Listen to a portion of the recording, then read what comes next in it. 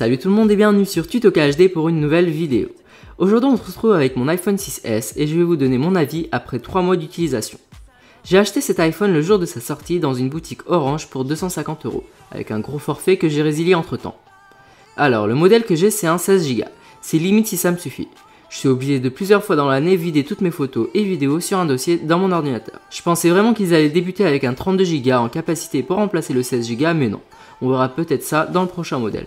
J'ai choisi la couleur argent car j'ai toujours eu des iPhones avec un contour noir et je voulais un peu changer et voir du blanc sur les côtés. J'ai failli prendre le rose gold pour un peu différencier ce modèle de l'iPhone 6, mais bon, après mieux réflexion, mon choix s'est plutôt porté vers celui-ci. Parlons de l'écran et ce fameux 3D Touch. Pour être clair, je m'en sers jamais.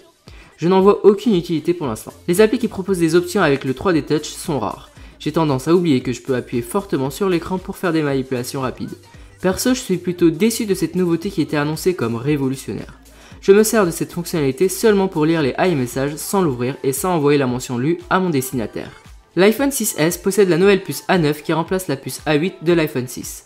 En comparaison dans les lancements d'applications ou l'utilisation du capteur digital Touch ID, il n'y a pas de grande différence. C'est très synchronisé alors que l'iPhone 6S possède un Touch ID deuxième génération et une nouvelle puce. Au niveau de l'appareil photo, on passe d'un 8 mégapixels à un 12 mégapixels. C'est vrai que la qualité photo est supérieure comme le prouvent ces quelques photos prises avec les deux modèles d'iPhone. La qualité vidéo est aussi au top, avec une possibilité de filmer en 4K. Dans cet iPhone 6S, nous avons aussi Live Photo. Alors Live Photo c'est aussi une nouveauté qui a été annoncée comme révolutionnaire. En fait vous activez Live Photo en appuyant sur ce petit rond, et quand on prend une photo, elle enregistre pendant 2 secondes, du coup on se retrouve avec une photo animée quand on appuie fort sur l'écran. Bon, cette nouveauté est pas mal, mais à vrai dire on l'utilise 2 minutes et après on s'en lasse vite.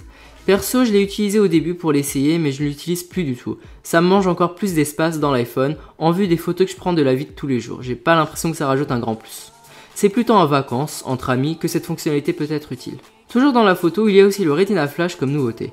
Perso, je trouve le fait que l'iPhone 6S enclenche un flash avant avec l'écran, c'est pas mal. C'est un petit plus qui est utile, donc à ce niveau-là, j'ai pas de critique négative. Et pour finir, un dernier petit point sur Siri, il y a la possibilité d'activer Siri sans les mains en disant « Dis Siri ». Dis Siri, rappelle-moi dans 1 semaine de prendre un rendez-vous avec mon dentiste.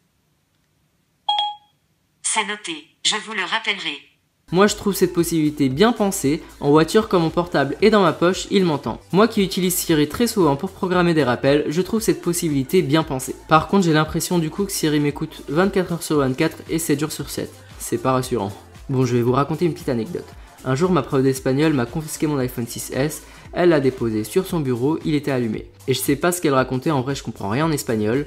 Elle a je pense dit quelque chose qui ressemblait à Dis Siri, ce qui a déclenché Siri qui lui a répondu. Voilà, c'était marrant. Cette fonctionnalité Dis Siri est disponible sur les anciens modèles, mais seulement si l'iPhone est en recharge. Et voilà, on a fait le tour des nouveautés et des quelques différences par rapport à l'iPhone 6. Moi j'ai acheté l'iPhone 6S car avant j'avais l'iPhone 5C.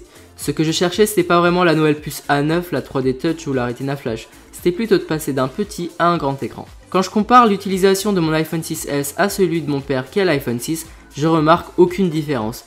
Je pense que ça vaut pas du tout le coup de passer d'un 6 à un 6S, vaut mieux attendre le 7. Après c'est que mon avis, vous êtes bien sûr libre de penser et faire ce que vous voulez. Et quand je vois dans la publicité Apple, Rien n'a vraiment changé. Et oui, voilà ce qui a changé. une seule chose a changé, tout.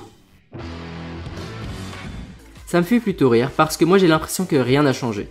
Voilà, j'espère que cette vidéo vous aura plu. Si vous avez des questions, n'hésitez pas à les poster par commentaire, de liker la vidéo et de vous abonner à ma chaîne. A bientôt!